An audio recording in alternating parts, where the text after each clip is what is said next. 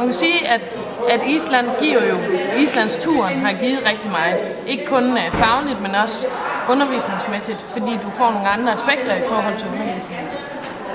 Så du får en anden måde at gribe undervisningen an i forhold til eleverne og elevernes kompetencer. Ja, i kraft af IT og i kraft af, at man får et indblik i, hvordan andre lande gør det. Og hvad er det, man kan bruge, og hvad kan tage...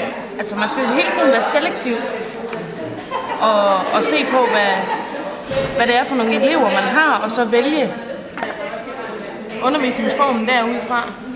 Men der er ingen tvivl om, at IT-undervisning er vejen frem i forhold til det globale undervisningsaspekt. Så det er helt sikkert noget, der har været med til at udfordre en som lærer, men også at fange eleverne på en helt anden måde, end vi måske lærer her på seminariet.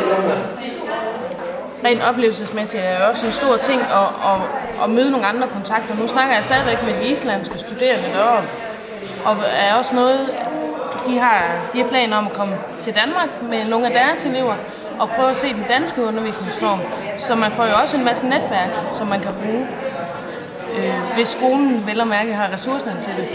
Ja, vi fik betalt turen, men hvis jeg kommer ud i en folkeskoleklasse, vil det jo kræve, at skolen betaler de der omkostninger, der er. Det kan jo godt nogle gange være lidt af en kamp, men hvis det kan lade sig gøre, er det jo helt fantastisk. Også for eleverne at få et andet indblik.